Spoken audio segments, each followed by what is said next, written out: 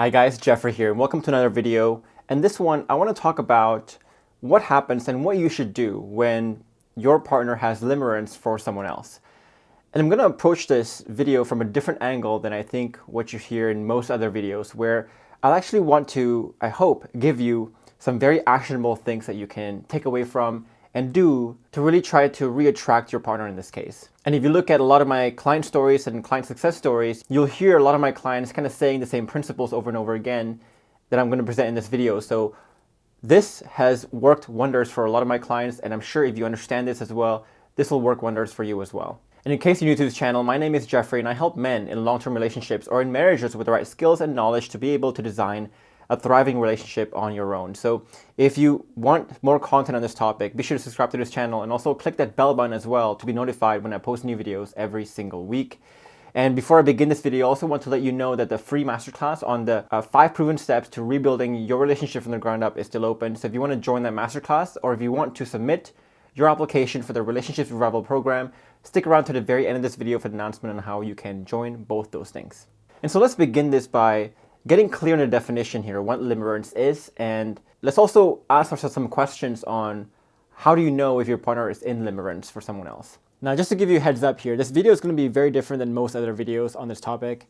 If you watch a lot of other videos on this topic, they will just do a very good job of diagnosing and telling you why limerence is happening, perhaps even blaming your partner on the fact that they're having limerence and labeling them as having some self-esteem issues or whatever it is, or commitment issues or whatever it is. But those videos, while it feels good, at the end you're wondering, okay, so what do I do with it? I don't really understand. Besides just a bit of discovery and diagnosis, I'm not sure what I'm supposed to do with it. So in this video, I'm going to give you some very actionable things, and we're going to just define it very briefly, but I want to focus most of this video on how you should change the way you think about it and how you should change the way you approach your partner having limerence right now. And I'm also not going to be coming to this from a place of blame, where we blame your partner for having limerence. And now this video, I realize, is not going to get a lot of views because of the nature of its topic. People love diagnosis videos, but I would rather tell you the cold hard truth rather than selling myself out to get some more views here and there. So I hope you guys appreciate this as well. Now, just to define limerence very quickly, a simple definition of it is when your partner is in the state of being infatuated or obsessed almost with another person. And for a lot of you in a long-term relationship, you could be married for 5, 10, 20 years, and this is when she sees another person and just cannot get enough of that person.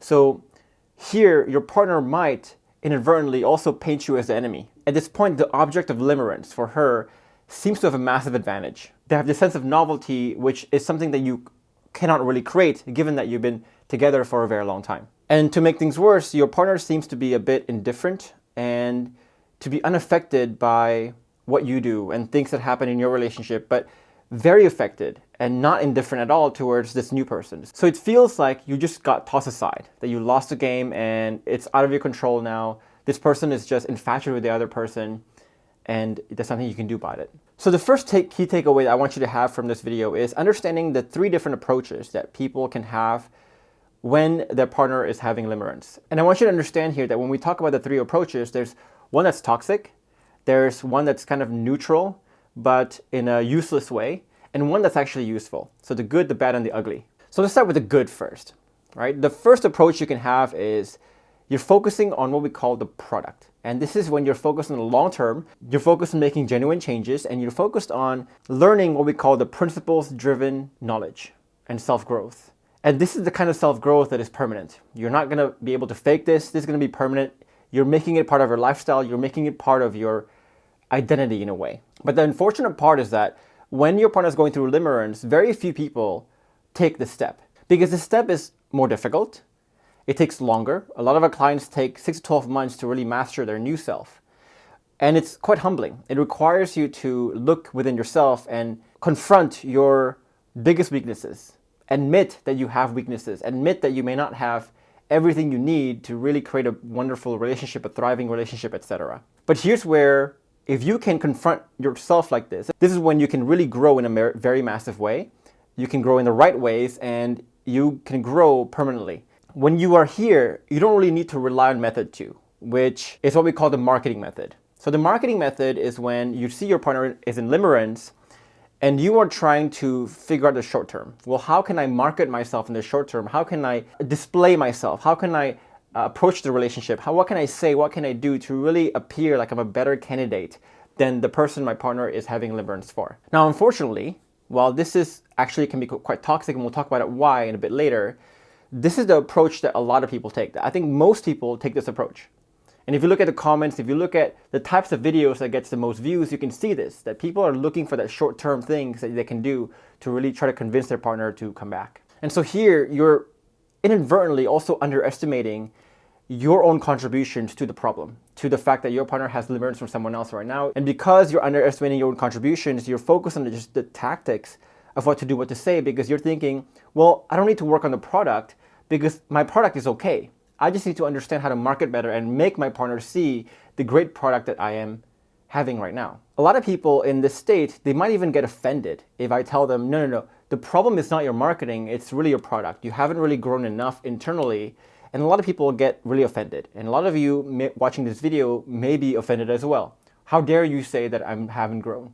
So ironically, if you focus on the tactics like this, your partner can smell that from a mile away, right? They can smell the lack of genuine change, and they can smell that you're just trying to market yourself and trying to say and do the right things, whatever it is. You can lie, cheat, and steal basically to try to get her to come back.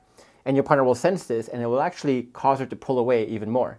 And I'll explain the mechanics of why a bit later as well. But the third approach is sort of the covert approach that a lot of people take as well, but they don't realize how, one, not only useless at best, but also at worst, this can really push your partner away as well. And it's really what I call the diagnosis approach. And this is when people go around to the top videos around limerence, for example. And all these videos do is just they tell you about what limerence is, why limerence happens. And when people are watching these videos, what they're really hoping for is not really understanding, okay, what should I do now?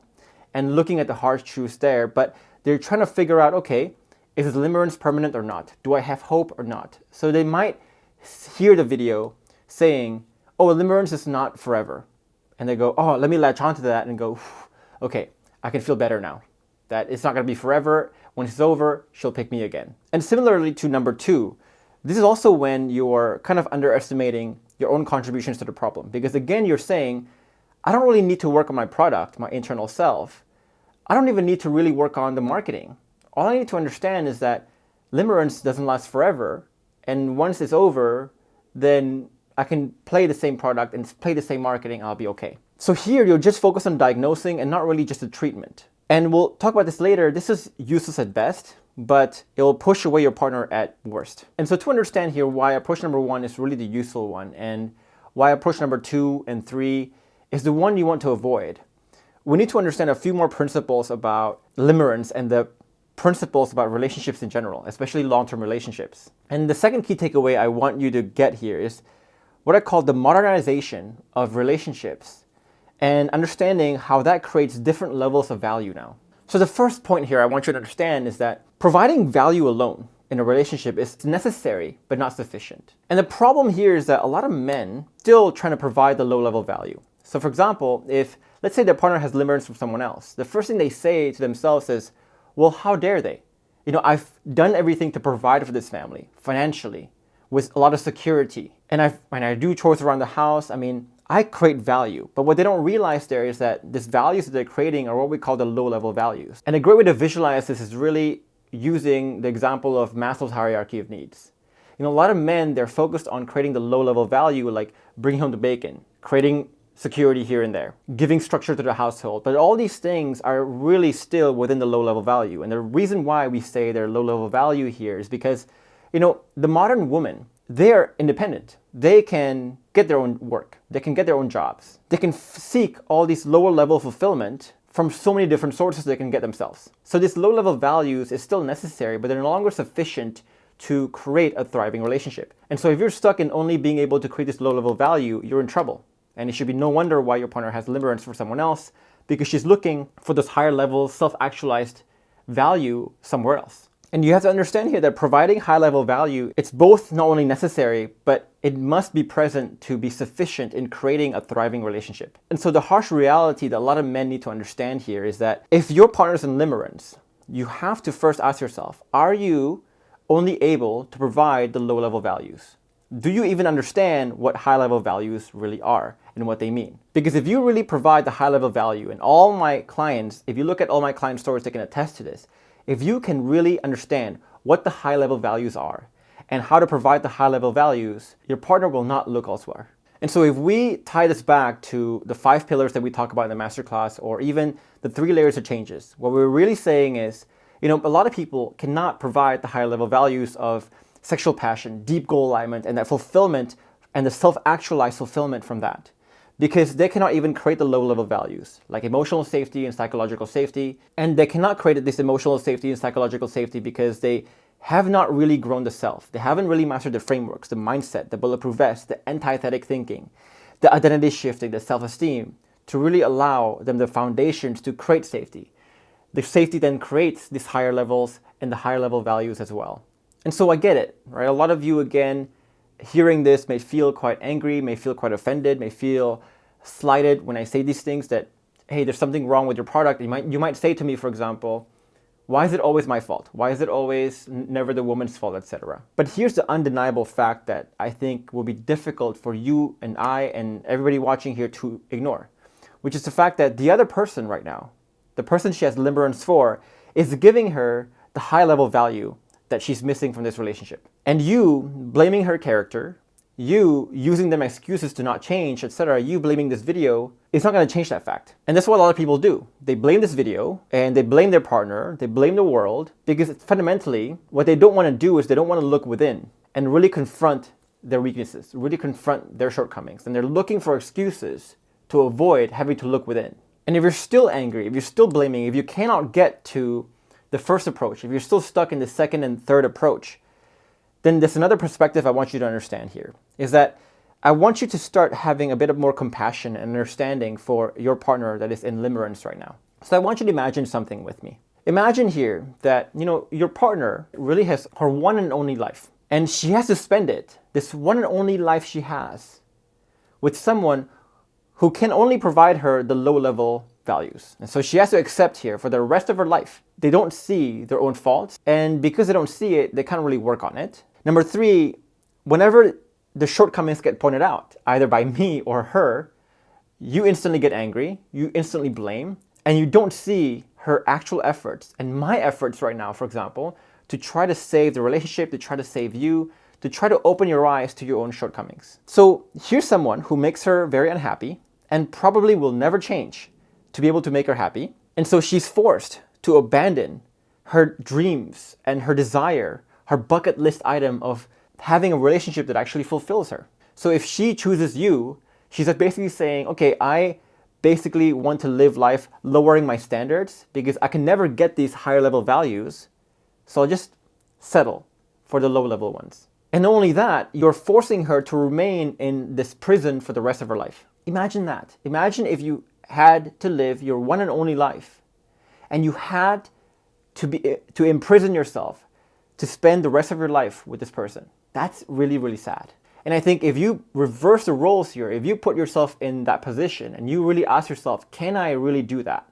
Do I really want to do that? You will eventually, either now or later or 5 years down the line, if you feel this unhappy and you cannot even do anything about it, it's just human nature, I think, to feel limerence for someone else. To feel limerence for another person that can actually provide you the higher level values that you so desperately crave. We have to understand here that asking someone to spend the rest of their life with you is a very big ask, especially if you're also asking that you can never feel limerence for someone else. So we have to ask ourselves, if we want someone to choose us for the rest of their life, are we able to actually provide the high level values? Are you giving her and continuing to give her the reasons to choose you? A lot of people expect to get admiration, to get respect, to get the safety, to get their partner to communicate with them, to get the sexual passion, just de facto by the fact that they are together. We have to understand here that we're not married to a robot. We're married to another human being with real emotions, with real crises sometimes. So are we actually making it easy for them to feel like they want to choose you every single day, going forward for years, decades, etc.? And if you are not able to give the high level values right now, are you at the very least aware of your own shortcomings? And because you're aware of your own shortcomings, you're aware of the fact that you can grow and there is room to grow. So here, can you at least give your partner hope that even though she's not getting the high level values right now, that she will eventually get it because you can change? And if the answer to any of these is not 100% yes, then it should be no mystery to you why she can't help but feel limerence for someone else. And the fourth key takeaway here is that you have to understand that these are lessons that you have to learn anyway. And the reason why I say this is that the threat of limerence is always going to be there. If you are with a partner, if you're with someone who's actually high value, who actually lives life, your partner will always have options. That's just a fact of life. And so the opportunities for your partner to develop limerence for someone else will always be there. So for my partner, for example, she's pretty successful, she's beautiful, and wherever she goes, she's getting people talking to her and wanting to hit on her, everything like that. So the threat of limerence is always going to be there. And here's a mindset to long-term relationships that I never want you to forget. And it's this: you always want to operate where you're giving your partner enough freedom so that they can leave if they want to. But you want to treat her and understand how to treat her well enough so she won't want to. That's really the best way to live a relationship. And so if you are feeling threatened by her limerence right now, and you're tempted to just pull her back and control her back instead of actually growing within, then that should tell you you have failed to grow in some very important ways. Because let's say she comes back to you. Well, she might get limerence for someone else in the future because she still fundamentally does not have what she needs in the current relationship. And in the meantime, even if she comes back to you, you're always going to be paranoid. You're always going to be sleeping with one eye open because you're wondering, is she going to feel limerence with someone else? Because I think you and I both know that deep down, there's something that is making her very unhappy in the relationship. And you can have all these excuses as you want to try to pin the blame on her, but fundamentally, you're going to be suffering the paranoia of that, of not being able to replicate your success. And when you feel this paranoia, even when she's not even having limerence with someone else right now, you're going to start to do a lot of controlling things, a lot of toxic things, which pushes away and increases the chances of her getting limerence with someone else in the future. So no matter how you cut it, you can't really escape the necessity for internal work. But if you choose to approach this with the first approach, and you simply re-attract her by taking this moment when she's in limerence and taking the pain, taking the discomfort, and actually using that to look within, to humble yourself and grow yourself in massive ways, and grow yourself permanently, then you'll re-attract her simply by becoming the better option. So you're not trying to, as the worst option, trying to pull her back in. You're just trying to become the better option, the brighter light, and re-attracting her that way. The beauty about this approach is that when she does come back eventually, you're not having to sleep with one eye open. Because again, you know your own value, you know your own worth, you know your own ability to replicate your success enough so that you know that, yes, while the threat of limerence is always going to be there, my partner will never choose someone else. Like, my partner meets people everywhere, but I know that I'm not really worried. I don't really check up on her because I know that there's really no reason for her to look elsewhere. Note also that it's very rare that people grow themselves in such massive ways and their partner does not get re-attracted eventually. And this is if and only if your changes are truly, truly unmatched and truly, truly massive. And you cannot fake being in this state. And if you doubt this, if you doubt that if you can change massively, you can always re-attract your partner here, then you need to really raise your standards of what self-growth can do for you. A lot of people, their idea of self-growth is really upgrading from level 1 to 5. What I'm talking about is level 1 to 50. And I say this really confidently because, again, if you look at the 5 pillars and the 3 layers of changes, the 5 pillars, if you are able to create radical safety, if you're able to create, for example, radical mutual admiration, radical goal alignment, and radical sexual passion, it's really hard to find a man who can give the full package anywhere else. And so if you can really build the 5 pillars, you're going to be such an irreplaceable asset. And I can say that confidently again because I see it with my clients every single day. And to avoid risking sounding very salesy or sounding very too certain of myself and too prideful, I'm just going to give you some client stories down below of people who have gone through this limerence stage, who have built themselves to someone who is irreplaceable, that she cannot find and is really difficult for her to find elsewhere, and made this difference so stark and so massive that the partner eventually came back, even after 6 months of no contact, 8 months of no contact, etc. So if you want to see some inspiring stories, go down below this video. So just to recap these 4 key takeaways here. If you are still worried about the tactics, if you're still worried about the short term, and you're still worried about the politics of getting her back, so you're approaching this from number 2 or number 3, understand that you're still in the game, and you're not this irreplaceable asset yet. So you want to grow so massively here that you can finally transcend the game, where you can no longer have to worry about the petty politics. You become so invaluable in being able to create those high-level values that it's a no-brainer to choose you now. So again here, if you're trying to still play games to try to get your partner back, it means that you're still in the game, but you're not transcending the game. You're not growing so massively that you transcend the game. I want you to understand and really let that sit with you for a bit. Now, the last key takeaway is that limerence is temporary, but your growth should be forever. So no one stays in limerence forever. The honeymoon period goes away, the infatuation goes away, and when it does go away, it leaves you to look within. And you have to ask yourself, when it does go away, do you just have a bunch of temporary, ingenuine, and fake changes and tactics here and there? And if you approach this with approach number 2 or number 3, where you're not even looking within, you're going to be here. And that's the biggest shame. Or can you actually provide the high-level values that she's looking for and become the man where nobody is literally playing at your level or even close to your level? And again, if you look at all my client stories, they will mention this. Nobody's playing at my level.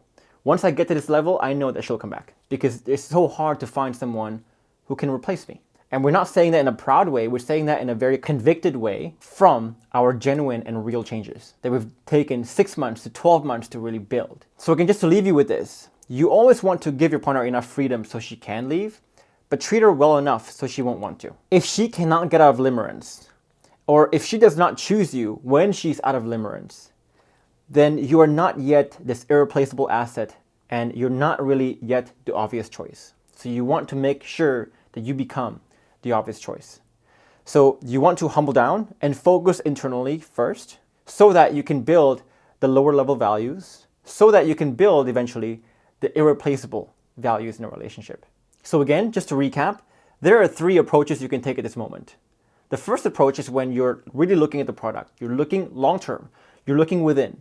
You're looking at the humbling experience of looking within, looking at your own shortcomings. And while this is hard at first, this is the only useful path where this will lead to lasting results and you can't really fake being in this state. But a lot of people unfortunately take approaches 2 and 3, where they're focused on the marketing tactics or they're focused on just diagnosing because they want to escape the need to look within and work on themselves. This is what most will choose, but it's neutral at best. And neutral here means that your partner will keep having limerence from other people, or it will push away your partner at worst. To avoid risking sounding salesy or sleazy or trying to push you into buying something, I'm not trying to do that. I'll just leave you with some client stories down below this video. Again, these are people who have gone through limerence and long periods of limerence. People who have finally looked within, humbled themselves, and discovered that this high level of growth they need to achieve. And they discovered the process to grow in this high level of growth. And when they grow in this high level, and they're able to provide the high level values, it doesn't matter if they've been stonewalled and partners in limerence for 6 months or 8 months, when you become irreplaceable, you will be able to reattract your partner. So instead of hearing from me, I want you to hear it from my clients with the stories down below this video.